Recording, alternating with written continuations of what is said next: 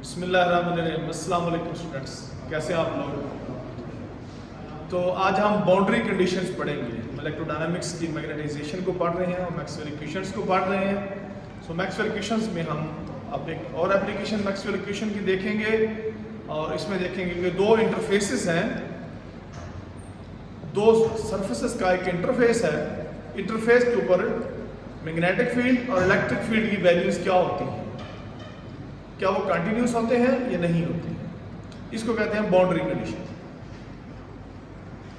The most straight forward and universal boundary condition applies to the magnetic induction B which satisfied the Maxwell equation delta B is equal to 0।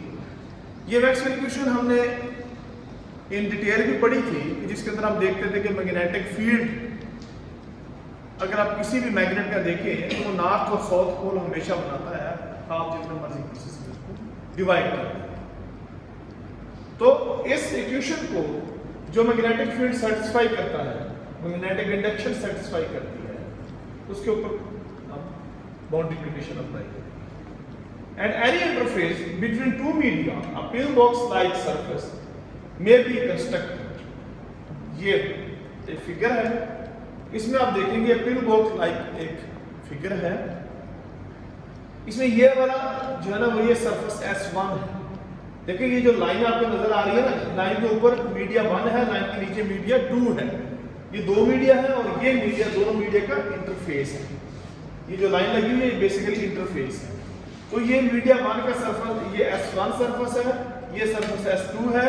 तो ये जो बाहर वाली side है ना pill box की, वो सरफेस S3 है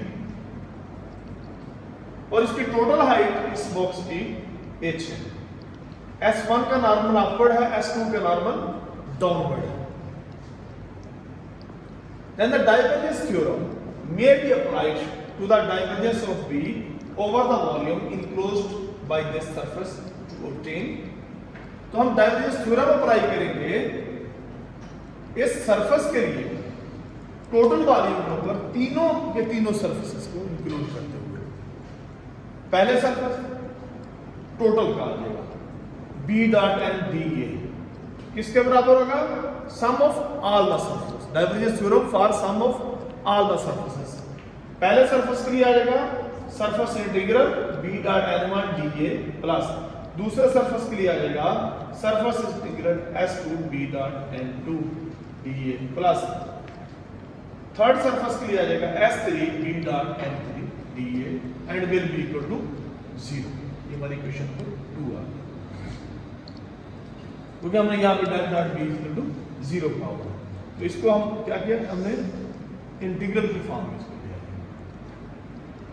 if B is bounded let it H approach to 0, यानी ये हाइट ही 0 हो जाए, सरफेस S1 और S2 दोनों स्क्यूज हो जाए, स्क्यूज होकर इंटरफेस की तरफ आ जाए।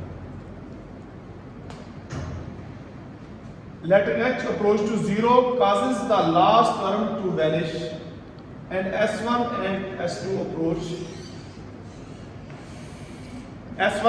to S2, यानी ये वाली S3 है वो खत्म हो जाएगी। जाहिर है जब आप S1 और S2 को क्लोज करते जाएंगे, बिल्कुल करीब ले आएंगे, यूं हो जाएंगे, तो एक ऊपर की तरफ सरफेस हो जाएगा, एक डाउनवर्ड हो जाएगा। ये जो हाइट थी H ये तो 0 हो जाएगी। दोनों सरफेस S1 और S2 स्क्यूज होके कंप्रेस होके इंटरफेस के ऊपर आ जाएंगे। तो ये जो हाइट H थी ये सारी खत्म होती यहाँ पर आ जाएगी। इसीलिए वो कह रहा है कि S1 अप्रोच टू S2 और H 0, तो फिर ये आखिरी टर्म वैसे खत्म हो जाएगी। Taking account of the opposite direction of the N1 and N2। देखिए N1 भी ऊपर की तरफ, N2 डाउनवर्ड है, तो दोनों की डायरेक्शन क्या है, ऑपोजिट है। It can be concluded that B1N is equal to B2N।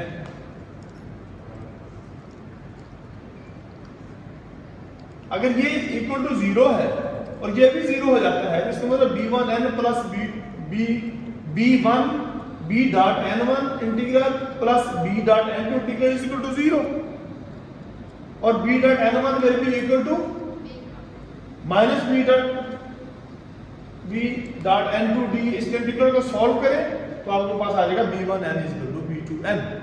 मतलब normal component of the magnetic induction at the interface is continuous. ये b1n is equal to b2n का मतलब क्या है कि normal component of the magnetic induction at the interface of the two surfaces is continuous. ये b1n is equal to b2n का ये मतलब है। उसके बाद हम एक और मैक्सवेल इक्वेशन को अप्लाई करते हैं according to the basic Maxwell equation. हमने कहा 4 मैक्सवेल इक्वेशन हमने पढ़ी हुई है, उसमें सबसे पहले ये दूसरी थी del cross E is equal to plus partial dy partial t is equal to 0। वहां पे हमने ये पढ़ा था del cross E is equal to minus partial dy partial t, इस साइड पे ले आए तो वो प्लस हो जाएगा partial dy partial t is equal to 0। ये इक्वेशन नंबर हमारी 4 आ गई।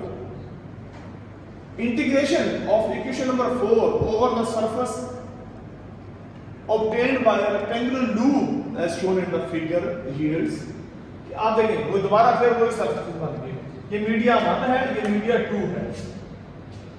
तो हमने एक रेक्टेंगल बनाई जो दोनों मीडिया में से पास हो रही है और इस रेक्टेंगल की लेंथ L है।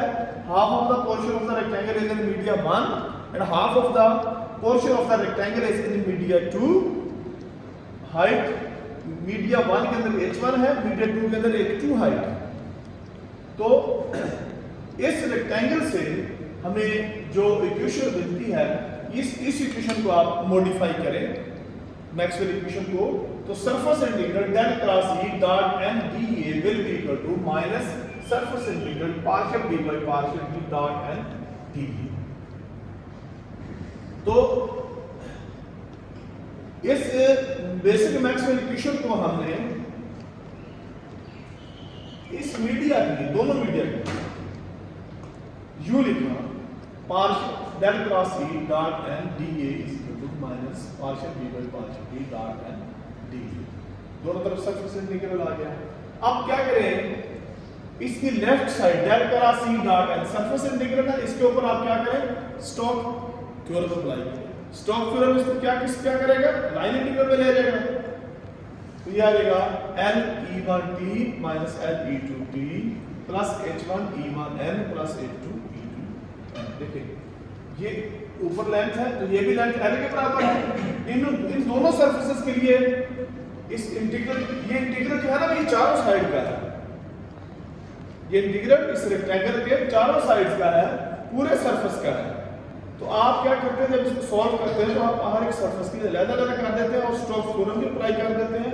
तो ये L E1t minus L E2t, L E1t इसके लिए L E2t इस साइड के लिए प्लस H1 E1n ये वाली हाइट प्लस H2 E2n ये नीचे वाली height minus H1 E1n prime minus H2 E2n prime is equal to minus partial dy partial t dot n dA surface equation number 6।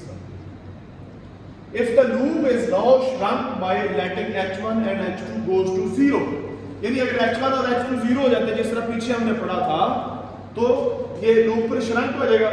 ये वाली side नीचे आती आती इस इंटरफेस के ऊपर आ जाएगी, नीचे वाली साइड ऊपर चली जाएगी इस इंटरफेस के ऊपर आ जाएगी, यानी h1 और h2 दोनों 0 हो जाएंगे। तो ये लूप श्रंक हो गई, u कंबाइन हो जाएगा, मिल जाएगा। The last 4 terms on the left side vanish. 1 2 3 4 ये चारों के चारों खत्म हो गए। क्यों? हाइट ही खत्म हो गई, h1 और h2 0 हो गए। इन चारों में h1 और h2 है, चारों 0, तो इसका मतलब चारों की चारों टर्म्स ये वैनिश खत्म हो जाएगी, डिलीट हो जाएगी, रिमूव हो जाएगी। As does the right hand side, provided only that partial dy partial t is bounded. The resulting equation contains L as common factor that can be dropped by ये दो बार चाहिए L E1t minus L E2t equal to 0, ये भी 0 हो जाएगा, ये bonded है, H1 और H2 0 हो गए। तो ये जब इक्वल टू 0 कहेंगे तो L E1t is equal to आ जाएगा L E2t, L दोनों तरफ कट जाएगा तो E1t is equal to E2t आ जाएगा। इसका क्या मतलब है? The tangential component of electric field E must be continuous across the interface. तो इस इंटरफेस के ऊपर इलेक्ट्रिक कंपोनेंट, इलेक्ट्रिक फील्ड का जो टेंजेंशियल कंपोनेंट है वो कंटिन्यूस होता है। जिस तरह हमने इस इक्वेशन में देखा, इस सरफेस के लिए, इस फिगर के लिए कि magnetic field at the interface, normal component of the magnetic field at the interface is continuous. इसी तरह यहां पे हमने देखा tangential component of the electric field at the interface is continuous. तो ये हमने बाउंड्री कंडीशन आज प्रूव करनी थी, डिस्कस करनी थी। आप अगर कोई चीज समझ नहीं है इसमें, कोई आप क्वेश्चन पूछना चाहते हैं तो पूछें। तो फर्दर अगर आपने कोई चीज पूछनी है तो आप मेरे व्हाट्सएप नंबर पर मुझसे पूछ सकते हैं, डिस्क्रिप्शन में given. Thank you very much.